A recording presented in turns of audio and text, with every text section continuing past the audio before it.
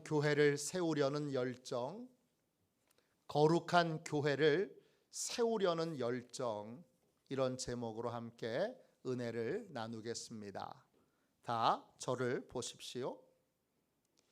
예수님은 삼위일체 하나님의 한 분이십니다. 성자 하나님이시지요. 하나님이신 예수님이 예루살렘에 있는 성전을 방문하셨습니다. 하나님은 그 성전에서 무엇을 보셨습니까? 그 성전에는 삶의 우선순위가 잘못되어 있는 많은 사람들이 있었습니다.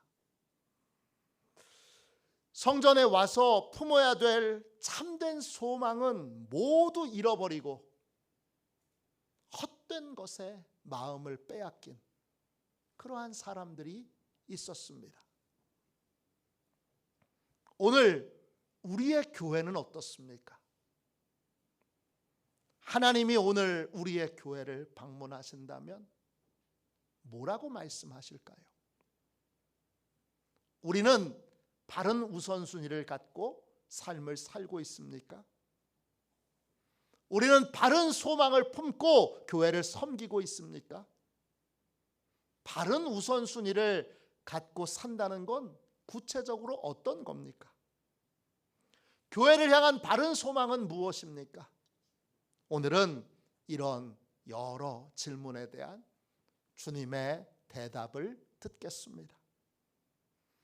주님의 대답을 통하여 함께 바른 우선순위를 세우는 것은 어떤 것이고, 교회를 향한 바른 소망은 무엇인지, 그리고 교회를 건강하게 세운다는 건 어떤 것인지를 함께 깨닫는 복되고 귀한 시간이 되시기를 주님의 이름으로 축원합니다. 6월절이 가까이 왔습니다. 예수님이 예루살렘 성전을 이제 들어가셨습니다. 성전에 많은 사람들이 있습니다. 어떤 사람들이 있었습니까? 오늘 말씀 14절을 보세요. 성전 안에서 소와 양과 비둘기 파는 사람들과 돈 바꾸는 사람들이 앉아 있는 것을 보시고 그랬습니다. 성전 안에 사람들이 많은데 뭐 하는 사람들입니까? 물건 파는 사람들입니다. 또 뭐 하는 사람들입니까? 환전하는 사람들입니다. 원래 속죄의 예배를 드리려면 제물을 자기 집에서 키운 소나 양이나 비둘기를 직접 데리고 성전까지 와서, 그래서 속죄의 예물로 내가 키운 짐승들을 바쳐야 합니다. 왜 그래야 되느냐? 그래야 참회하는 마음이 진실해지기 때문입니다. 모든 죄는 마음에서 키운 것들입니다. 마음에 작은 씨앗이 왔다가 그걸 자꾸 키웁니다. 음란한 생각이 마음에 와서 얼른 지워버리면 되는데 그걸 계속 키웁니다. 그러면 음란한 행동을 하게 됩니다. 또 탐심을 계속 키우면 돈을 벌 수만 있다면 무슨 짓이라도 하는 파렴치한 삶을 살게 됩니다.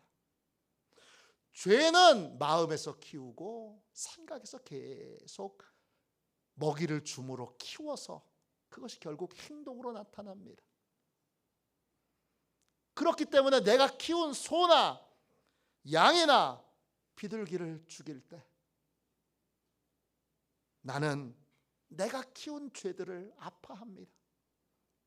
그 짐승들과는, 그 가축들과는 정서적인 유대감이 있기 때문에 그 소를 목을 따야 할 때 손이 바들바들 떨립니다.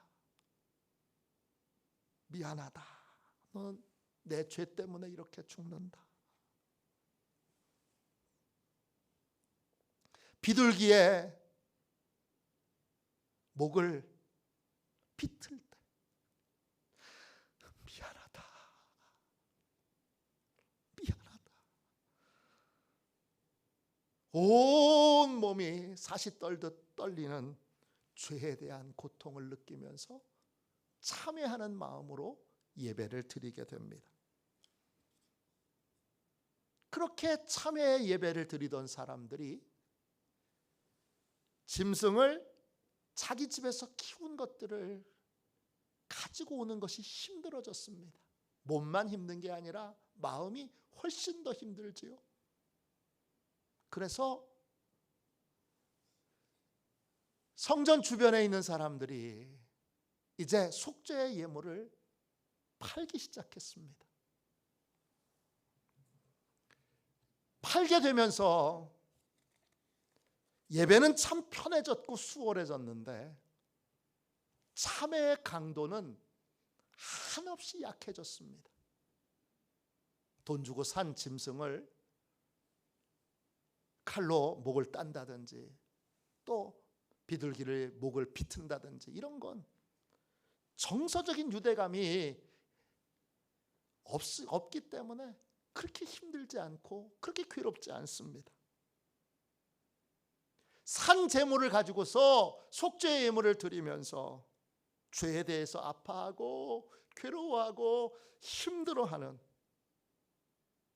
그러한 참회의 진한 울음이 있는 그런 예배를 드리지 못하게 됐습니다. 나중에는 속죄 제물을 파는 사람들과 제사장들 사이에 은밀한 거래가 이루어졌습니다. 제사장들이 집에서 키운 짐승들은 받지 않습니다. 흠이 있으니까 안 돼요. 사서 하세요. 그럽니다. 그래서 모든 사람들이 다 소나 양이나 비둘기를 성전에 와서 사야 했습니다. 그러니까 더욱더 참회가 없는 죄에 대하여 깊은 아픔과 괴로움을 느끼지 않는 편안한 예배, 형식적인 예배를 드리게 됐습니다. 돈도 마찬가지입니다. 예배를 드리러 오는 모든 사람들은 성전세를 내야 됩니다. 성전세는 반세겔입니다. 세겔, 히브리어로 세켈은 이스라엘의 화폐 단위입니다. 지금도 세겔입니다. 외국에서 온 사람들은 외국 돈을 가지고 와서 성전세를 내야 되는데 외국 돈은 안 받습니다. 반드시 이스라엘 돈으로 바꿔야 합니다. 그래서 환전하는 사람들이 생깁니다. 로마에서 살던 사람들은 로마 돈을 가지고 오고 또 헬라 지역에 살던 사람들은 헬라 돈을 가지고 옵니다. 주로 로마 돈하고 헬라 돈을 가지고 오는데 한 세겔은 로마 돈으로 4데나리온입니다. 헬라 돈으로는 4드라크마입니다. 성전세는 반세겔이니까 2데나리온, 2드라크마. 이게 성전세입니다. 이 성전세를 내기 위해 환전을 하면서 환전하는 사람들은 수수료를 챙깁니다. 자, 성전은 활발한 거래가 이루어지는 시장이 되어 있습니다. 성전에서 예배드리는 건 편해졌고 쉬워졌고 그리고 부담이 없어졌지만 참회하는 예배는 사라졌습니다. 회개 예배는 사라졌습니다. 또 죄 사함을 받고자 하는 그런 간절한 마음으로 예배를 드리는 사람도 사라졌습니다. 시장처럼 거래가 이루어지는 성전을 보고 주님이 끓어오르는 분노를 참지 못하십니다. 낯선 주님의 모습이 나타납니다. 너무나 낯선 모습입니다. 온유하고 겸손하신 주님이 밧줄로 찻집을 만들어서 찻집을 휘두르면서 파는 사람들과 돈 바꾸는 사람들을 성전 밖으로 쫓아냅니다. 15절 16절 보세요. 노끈으로 찻집을 만드사 양이나 소를 다 성전에서 내쫓으시고 돈 바꾸는 사람들의 돈을 쏟으시며 상을 엎으시고 비둘기 파는 사람들에게 이르시되 이것을 여기서 가져가라. 내 아버지의 집으로 장사하는 집을 만들지 말라 하시니. 주님은 한 번도 보이지 않은 광인의 모습처럼 성전 안에서 밧줄을 휘두르며 소와 양과 그것들을 파는 사람들을 몰아냅니다. 돈 바꾸는 사람들의 상을 엎으시고 그 돈이 담겨 있는 자루를 주님이 팽개쳐 터져 돈이 쏟아지도록 만듭니다. 이런 와중에 놀랍게도 주님은 가난한 사람들을 배려하십니다. 장사하는 사람들 중에도 부유한 사람과 가난한 사람이 있습니다. 부유한 사람들은 소나 양을 팔고 가난한 사람들은 비둘기를 팝니다. 주님은 소나 양을 파는 사람들은 채찍을 휘둘러 쫓아내셨지만 비둘기 파는 가난한 사람들에게는 아무 행위를 하지 않으시고 말씀만 하십니다. 말씀으로 경고만 하십니다. 그 끓어오르는 분노 가운데에도 주님은 가난한 사람들을 깊이 배려하고 계십니다. 이런 주님의 모습에 가장 놀란 사람들은 제자들입니다. 주님이 왜 저러시지?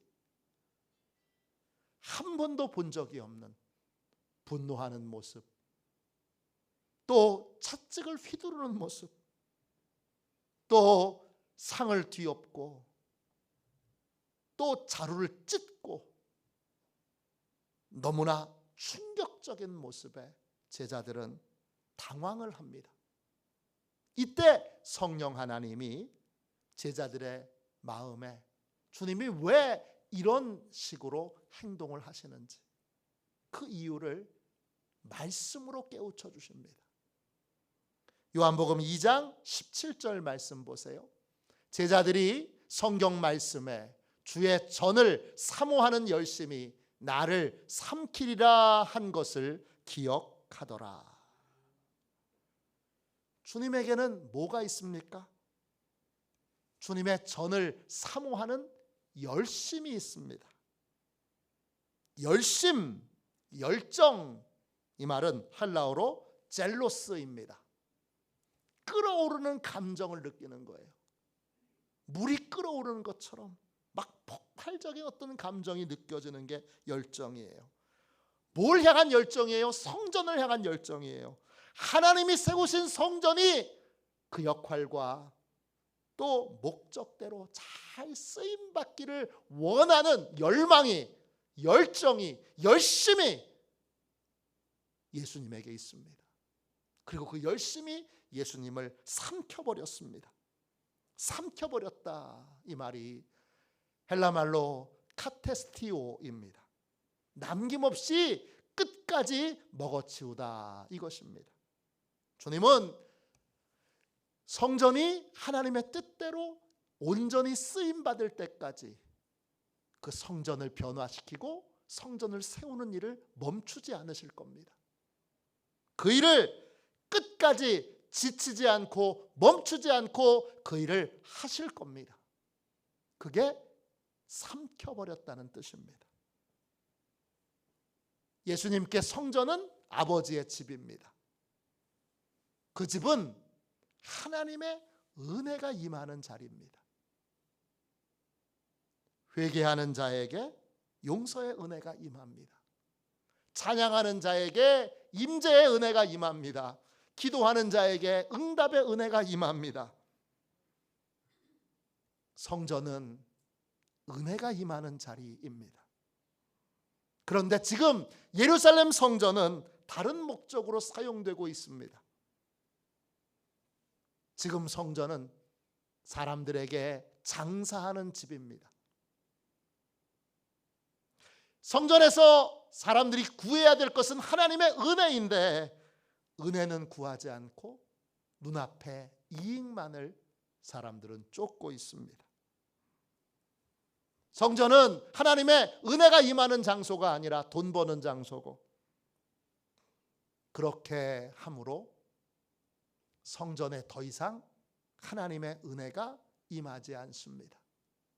주님의 분노는 이들이 하나님의 은혜가 부어지는 통로를 막아버렸습니다.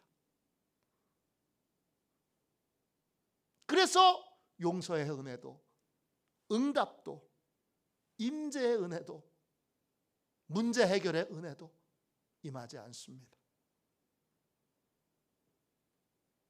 그것이 주님을 분노하게 했습니다. 하나님의 은혜는 찬양하고 예배하는 교회를 통해서 우리에게 임하게 됩니다. 교회에서 드리는 찬양, 예배, 기도, 회개, 헌신을 통해 은혜가 부어집니다. 그런데 교회가 무의미한 찬양을 드리고 형식적인 예배를 드리고 외식적인 기도를 하고 헌신을 흉내만 낼 때 은혜의 통로는 막히게 됩니다. 그러면 세상은 하나님의 은혜를 맛보지 못합니다. 인생의 모든 복은 교회가 세워질 때 임하게 됩니다. 그러므로 모든 성도의 삶의 가장 큰 우선순위는 교회를 세우는 것입니다. 자기 인생부터 세우지 않고 교회부터 세워야 합니다. 온전한 찬양을 드리는 교회, 온전한 예배를 드리는 교회, 온전한 기도를 드리는 교회, 온전한 헌신을 하는 교회를 세우는 일이 먼저입니다. 그래야 복 있는 인생을 살 수 있기 때문입니다. 그렇지 않으면 복 없는 인생을 살 수밖에 없습니다. 왜냐? 하나님의 모든 은혜는 교회를 통해서, 예배를 통해서 우리에게 부어지기 때문입니다. 할렐루야. 학계 1장에 보면 삶의 우선순위가 잘못되었을 때 교회를 세우기보다 내 인생부터 잘 먹고 잘 살아야지, 여기에 삶의 우선순위를 두었을 때 삶이 어떻게 되는지를 잘 보여줍니다. 이스라엘은 범죄하여 나라가 망하여 바벨론에 끌려갔다가 70년 동안 고생하고 하나님의 용서를 받아서 다시 돌아옵니다. 그 바벨론에서 고통당하면서 이스라엘 백성들은 예배의 중요성을 깨닫습니다. 예배를 통해서 하나님의 은혜가 임한다. 그 은혜를 놓치고서는 우리가 복된 삶을 살 수 없다. 그래서 고향으로 돌아와서 그들은 제일 먼저 성전을 세워야지, 예배부터 회복해야지, 그렇게 결심하고 성전을 짓기 시작합니다. 기초공사를 마쳤을 때 토착민들에게서 이 성전을 짓는 일에 대하여 방해가 들어왔습니다. 토착민들이 아주 지독하게 성전 짓는 것을 방해합니다.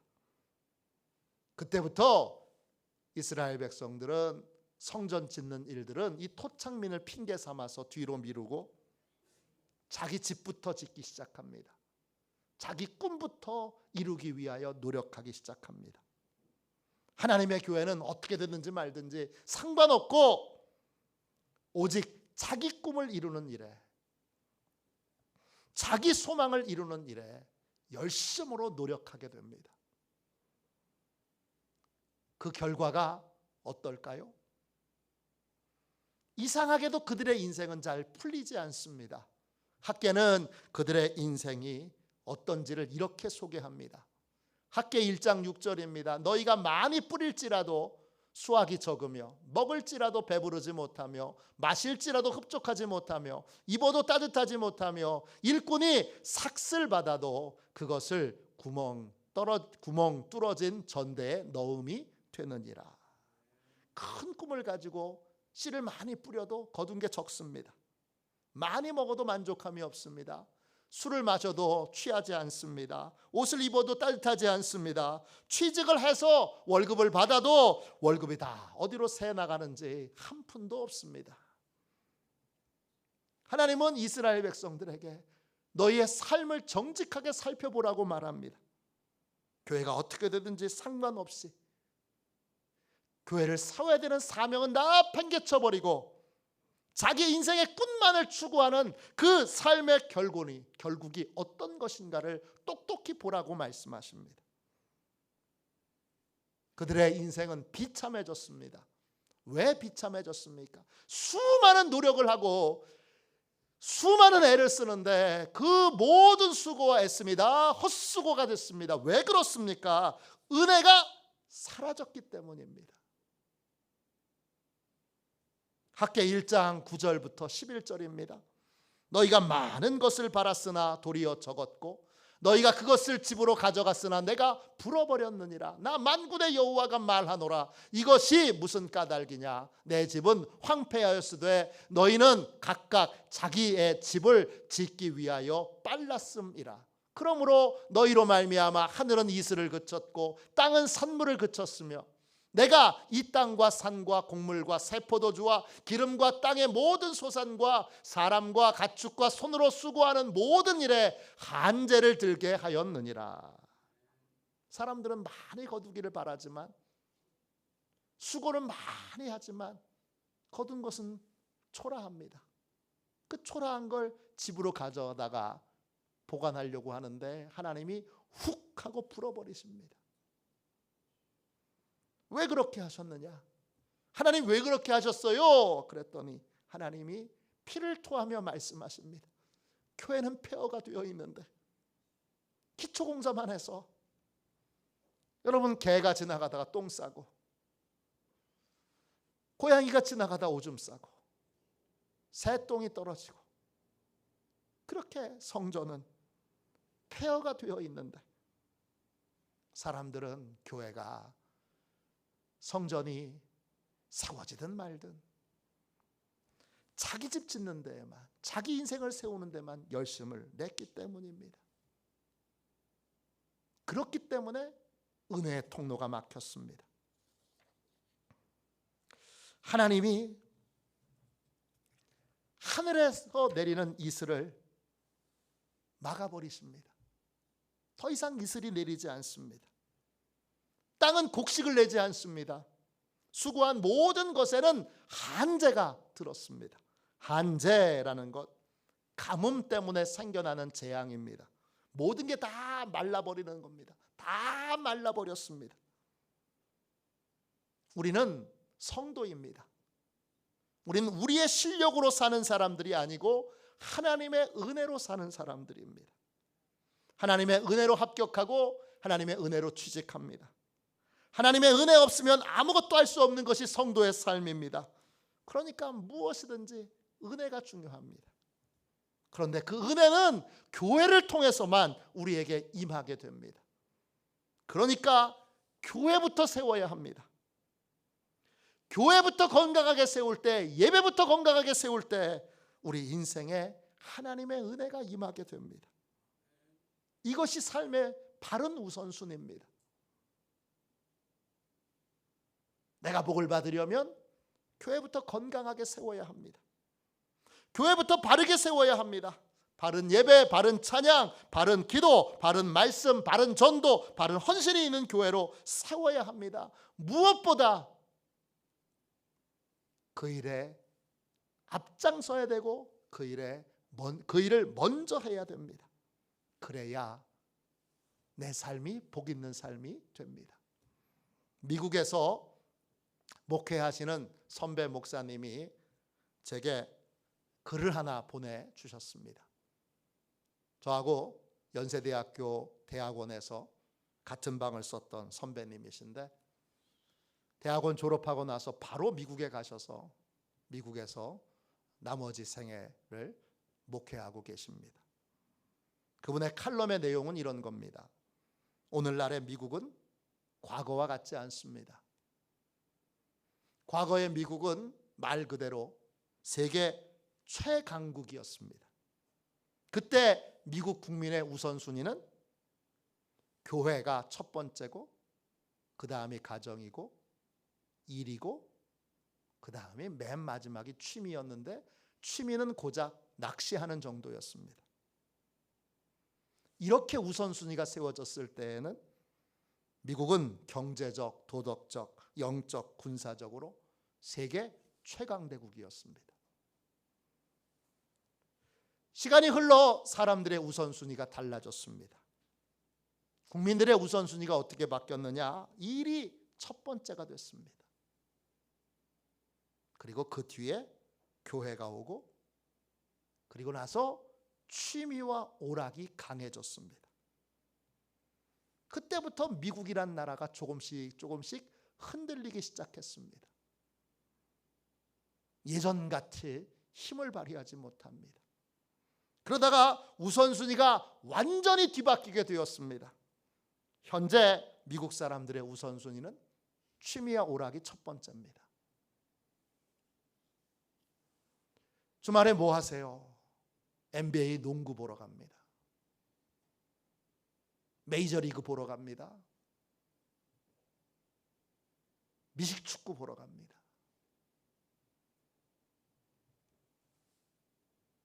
사이클 타러 갑니다. 또 여러 등산, 낚시, 기타 등등 취미와 오락이 첫 번째입니다. 두 번째가 일입니다. 세 번째가 가정입니다. 마지막이 교회입니다. 이렇게 되자 지금 미국은 어떻습니까? 지금 미국은 침몰 직전에 있는 거대한 배처럼 보입니다. 그건 현재 살고 있는 분의 고백입니다. 저의 고백이 아닙니다. 미국 대통령은 여전히 큰 소리를 치고 있지만 미국의 영향력은 옛날 같지 않습니다. 미국은 서서히 침몰하고 있습니다. 왜요? 우선순위가 잘못된 삶을 국민들 대다수가 살고 있기 때문입니다. 안타까운 것, 우리가 그대로 따라하고 있습니다. 교회는 점점점 비어가고 있는데 취미와 오락을 하는 모임들은 계속 발전하고 있습니다. 동의회 그래서 뭐 와인 동의회 뭐 또 댄스 동의회 기타 등등 우선순위가 우리도 동일하게 바뀌고 있습니다. 칼럼의 결론은 이겁니다. 미국이 예전 같은 힘을 다시 회복하려면 미국인들이 우선순위를 다시 바로잡아야 한다는 것입니다. 교회가 첫 번째고 그 다음이 가정이고 그 다음에 일이고 그 다음이 취미인 우선순위를 바로잡아야 합니다. 교회를 세우는 일에 다시 마음을 쏟아야 합니다. 그래야 하나님의 은혜가 임하는 나라가 될 수 있습니다. 우리도 마찬가지지요. 제 할머니 세대에는 교회를 세우는 일에 정말 헌신을 했습니다. 문제만 생기면 교회 가서 이불 뒤집어 쓰고 철야 기도를 했습니다. 해결될 때까지 차가운 마룻바닥에서 기도하며 지냈습니다. 교회를 위해서라면, 교회를 세우는 일이라면 정말 안타까울 정도로 수고와 헌신을 했습니다. 지금은 그렇지 않습니다. 거기에 명백하게 목사의 책임이 있습니다. 목사들이 교회 부흥을 사리사욕을 채우는 도구로, 자기 성공과 출세를 위한 도구로 썼습니다. 명백하게 이 목사의 잘못이 큽니다. 그건 통렬하게 목사들이 회개해야 될 부분이고, 중요한 건 다시 은혜가 다시 공급되는 것을 회복하려면 우선순위를 다시 세워야 합니다.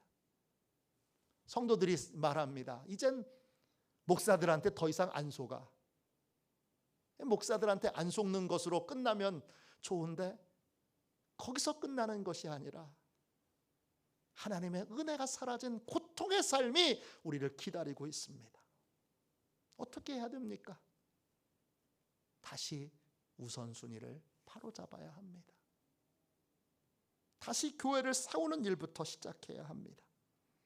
그래야 은혜가 임하는 삶을 살 수 있습니다. 1986년 6월 28일 미국 샌프란시스코 신문에 한 피아니스트에 대한 기사가 실렸습니다. 28살 피아노 연주자, 이름은 그레고리 타블로프. 젊은 나이에도 대단한 피아노 실력을 갖고 있습니다. 2년 전에 뉴욕 카네기 홀에서 연주를 데뷔했습니다. 성공적인 데뷔였습니다. 이 사람의 삶의 목표가 있는데, 이 사람은 모스크바에서 열리는 차이코프스키 콩쿠르에서 우승하는 것이 이 사람의 평생의 꿈입니다. 그는 1986년도 차이코프스키 경연대회에 초대를 받습니다. 이 경연대회는 올림픽처럼 4년에 한 번씩 열리고, 여기서 우승하는 사람은 세계에서 피아노 제일 잘 치는 사람이라고 공식적으로 인정을 받는 겁니다. 타블로프는 10년을 준비했습니다.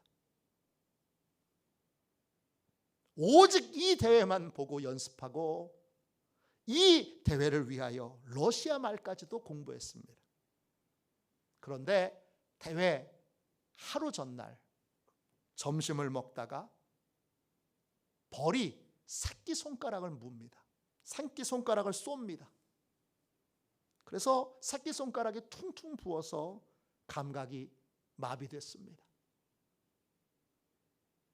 벌 한 마리 때문에 10년의 노력이 허사가 됐습니다. 결국 그는 경연대회에 참석하지 못합니다. 4년이 지났는데 4년 후에 타블로프는 다시 도전해 보려고 했지만 이미 출전할 수 있는 나이가 지나버렸습니다. 결국 그는 평생의 꿈을 이루지 못했습니다. 모든 일에는 노력만 가지고는 그 일을 이룰 수 없습니다. 반드시 하나님의 은혜가 함께 있어야 합니다. 하나님의 은혜가 없는 인간의 노력은 허사가 될 때가 많습니다. 목욕탕에 가면 계산대에 이런 글이 쓰여져 있습니다. 귀중품은 주인에게 맡기십시오. 주인에게 맡기지 않은 것은 책임지지 않습니다. 우리의 귀중한 인생을 하나님께 맡겨야 합니다.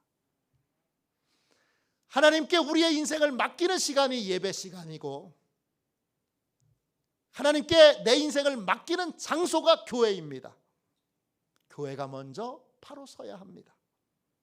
그래야 내 인생을 맡길 수 있고, 하나님이 책임져 주시고 보호해 주시고 또 은혜 베풀어 주시는 복된 삶을 살 수 있습니다. 주님은 교회를 바로 세우려는 열심, 열정을 가지고 포기하지 않는 열심으로 교회를, 성전을 정결케 하셨습니다. 왜 그렇게 하셨습니까? 교회가 세워져야 하나님의 은혜가 우리의 삶에 부어지기 때문입니다. 삶의 우선순위를 바로잡으십시오. 교회부터 먼저 세워야 합니다. 그래야 복된 삶을 살 수 있습니다. 교회가 세워지지 않은 채 은혜의 통로는 다 막혀 있는데 나 혼자 열심히 살려고 발버둥 치고 노력하고 애쓰는 것, 그 결과를 수많은 젊은이들이 외치고 있지 않습니까? 힘들어 죽겠어요. 안 돼요. 노력해도 안 돼요. 무슨 일이든지 교회부터 다시 세우기 위해 여러분 힘쓰고 애써야 합니다. 우선순위가 교회를 세울 때 교회를 통하여 은혜가 부어지고 은혜가 함께하는 복된 삶을 살 수 있는 것입니다. 우리 모두 예수님처럼 교회를 바로 세우려는 열정과 열심에 사로잡힌 그러한 지혜로운 인생, 복 있는 인생, 귀한 인생을 사시기를 주님의 이름으로 축원합니다. 이 시간 우리 함께 하나님 앞에 찬송 부르고 뜨겁게 통성으로 기도하겠습니다. 찬송가 210장입니다. 시온성과 같은 교회. 우리 이 찬송 함께 부르고 오늘 하나님 앞에, 하나님 이제 제 삶의 우선순위를 교회 세우는 일에 먼저 두겠습니다. 교회가 세워질 때에만 나의 소망도 또 나의 꿈도 이루어지게 됨을 믿습니다. 우리 이 찬송 210장 가사는 티모시 드와이트가 지었고, 티모시 드와이트가 부흥의 통로로 쓰임 받았을 때가 미국의 기독교 인구가 가장 많을 때, 거의 100%에 가까운 기독교 인구가 있을 때이고, 그때가 미국이 전 세계에서 가장 강력하던 때였습니다. 그때 티모시 드와이트가 교회를 외칩니다. 이 찬송을 작곡하신 분은 하이든입니다.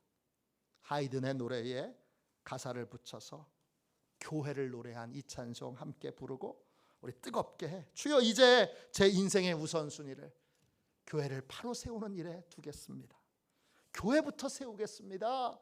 주님 제 인생에도 교회를 통하여 복과 은혜가 부어지게 해 주옵소서. 그래서 복 있는 인생을 살게 하여 주옵소서. 그렇게 기도하겠습니다.